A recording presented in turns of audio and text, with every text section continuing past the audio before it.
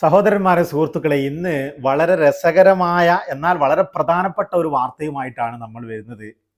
ലോകമാധ്യമങ്ങളൊക്കെയും ഇപ്പോൾ റിപ്പോർട്ട് ചെയ്തുകൊണ്ടിരിക്കുന്നത് ട്രംപിൽ നിന്നുള്ള ഒരു വാർത്തയാണ്. ട്രംപ് തൻ്റെ ട്രൂത്ത് സോഷ്യലിലൂടെ ലോകത്തെ അറിയിച്ചിരിക്കുന്നത് ഇറാന്റെ ഇലക്ട്രിസിറ്റി സംവിധാനങ്ങളെ ആക്രമിക്കുമെന്ന് ട്രംപ് ദിവസങ്ങൾക്ക് മുമ്പ് പറഞ്ഞിരുന്നല്ലോ. 48 മണിക്കൂർ ഡെഡ് ലൈന് ഇറാന് കൊടുത്തുകൊണ്ട് ഹോർമുസ് തുറന്നിട്ടില്ലെങ്കിൽ നിങ്ങളെ ഊർജ്ജ സംവിധാനങ്ങളെയും ഇലക്ട്രിസിറ്റി സംവിധാനങ്ങളെയും അടിക്കുമെന്ന് പറഞ്ഞതിൻ്റെ ആ ഡെഡ് ലൈനിൽ നിന്നാണ് ട്രംപ് സംസാരിക്കുന്നത്. ഞാൻ 5 ദിവസത്തേക്ക് ഇറാനിൽ യാതൊരു ആക്രമണവും നടത്തരുതെന്ന് യുദ്ധകാര്യ വകുപ്പിനോട് പറഞ്ഞിട്ടുണ്ട്. ഇനി ഇറാനിൽ 5 ദിവസത്തേക്ക് ആക്രമണങ്ങളൊന്നും ഉണ്ടാകുകയില്ല എന്നുള്ള ഒരു വളരെ പ്രധാനപ്പെട്ട ഒരു അറിയിപ്പാണ്. അതിനെക്കുറിച്ചാണ് നമുക്കിന്ന് സംസാരിക്കാനുള്ളത്.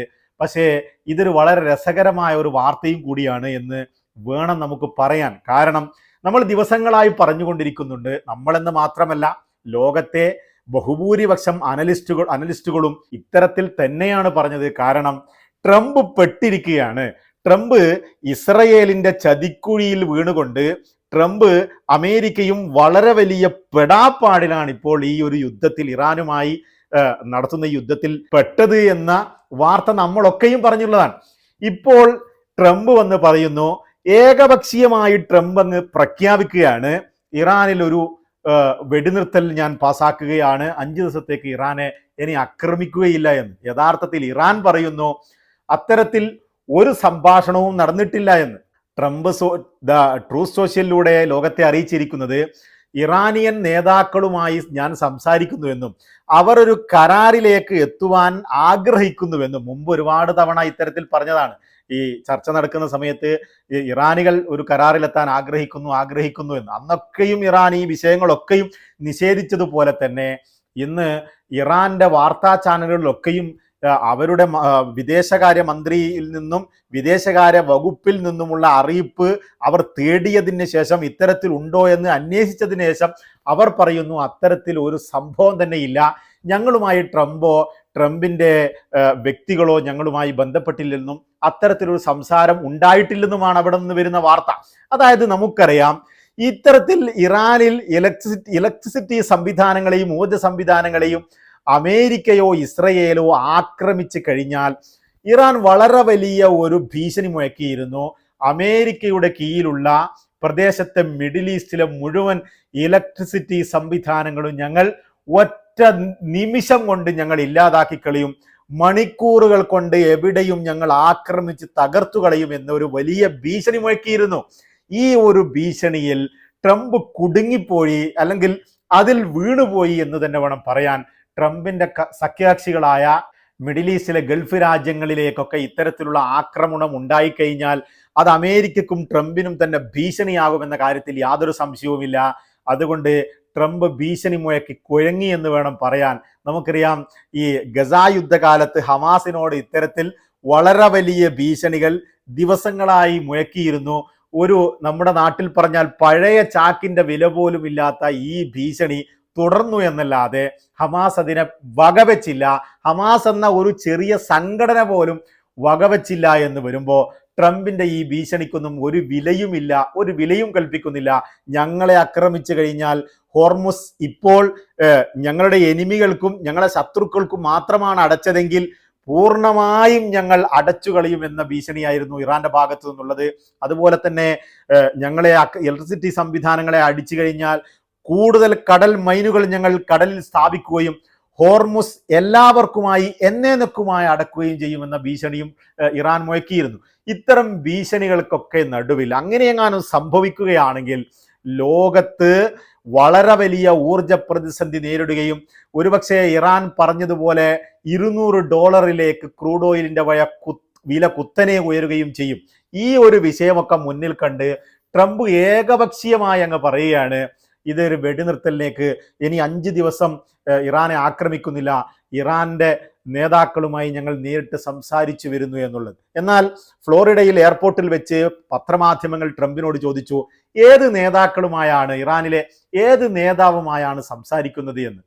സാക്ഷാൽ മുജ്തബ ഖമേനിയുമായി തന്നെയാണോ എന്ന് ചോദിച്ചപ്പോൾ ട്രംപ് പറഞ്ഞു വളരെ ബഹുമാനപ്പെട്ട ഒരു നേതാവുമായാണ് സംസാരിക്കുന്നത്, എന്നാൽ അത് ആയത്തുള്ള അലി മുജ്തബ ഖമേനിയുമായിട്ടല്ല, അവരുടെ നേതാവായ മുജ്തബ ഖമേനിയുമായിട്ടല്ല എന്ന് ട്രംപ് പറയുകയാണ്. എന്നാൽ ബഹുമാനപ്പെട്ട നേതാവ് എന്ന് പറയുന്നു എന്നല്ലാതെ ഏത് നേതാവാണെന്ന് ട്രംപ് പറയുന്നില്ല എന്നുള്ളതും ഞങ്ങളുമായി ആരും സംസാരിച്ചിട്ടില്ല എന്ന് ഇറാനികൾ പറയുന്നതും ഒക്കെ വെച്ച് നോക്കുമ്പോൾ ട്രംപിന്റെ ഈ അവകാശവാദത്തിന് വളരെ വലിയ വ്യത്യാസങ്ങളും വൈരുദ്ധ്യങ്ങളും കാണുന്നു എന്ന് തന്നെ വേണം പറയാൻ.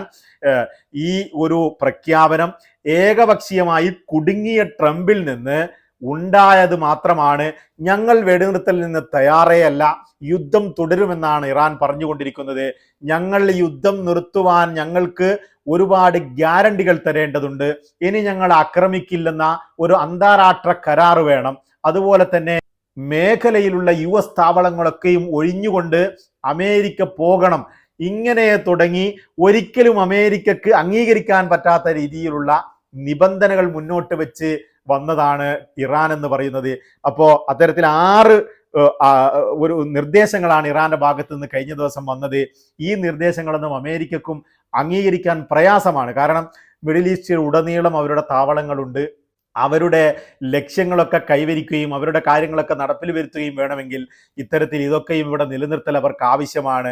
അപ്പോൾ ഏകപക്ഷീയമായി ഏതെങ്കിലും രീതിയിൽ ഒരു വെടിനിർത്തൽ കൊണ്ടുവരിക എന്നുള്ള ഒരു പദ്ധതിയിലേക്കാണ് ട്രംപ് പോകുന്നത് എന്ന കാര്യത്തിൽ യാതൊരു സംശയവുമില്ല. ഇപ്പോൾ തന്നെ ഈ യുദ്ധം നമുക്കറിയാം.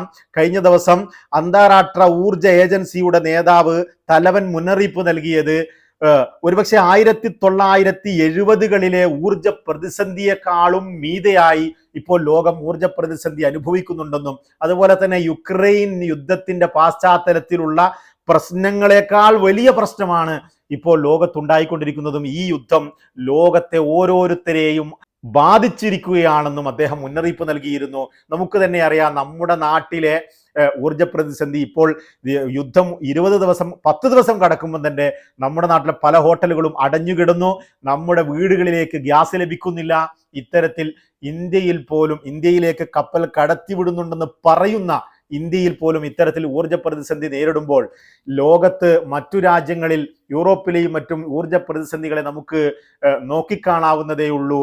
ഇത്തരത്തിലുള്ള പോക്ക് മുന്നോട്ട് പോയി കഴിഞ്ഞാൽ $200 ക്രൂഡ് ഓയിലിന്റെ വില ഉയരുവാൻ സാധ്യതയുണ്ട്. എന്നാൽ ഈ പ്രഖ്യാപനത്തിന് ശേഷം US ഓഹരികൾ വില ഉയർന്നും അതുപോലെ തന്നെ ക്രൂഡ് ഓയിലിന്റെ വില അല്പം താഴുകയും ചെയ്തു എന്ന് അന്താരാഷ്ട്ര മാധ്യമങ്ങൾ റിപ്പോർട്ട് ചെയ്യുകയാണ്. അപ്പൊ ഇറാൻ പറയുന്നത് ട്രംപ് ഈ പ്രഖ്യാപനങ്ങളൊക്കെ നടത്തുന്നത് അവർക്ക് യുദ്ധക്കോപ്പുകൾ, അവർക്ക് സൗകര്യങ്ങൾ ഒരുക്കുവാനും അതുപോലെ തന്നെ ക്രൂഡ് ഓയിലിന്റെ വില താണു തന്നെ നിൽക്കുവാനും മാത്രമാണ്. ഈ വാചക അടിയിലൊന്നും ഒരു കാര്യവുമില്ല എന്ന് പറഞ്ഞുകൊണ്ട് ഇറാൻ രംഗപ്രവേശനം നടത്തുകയാണ്.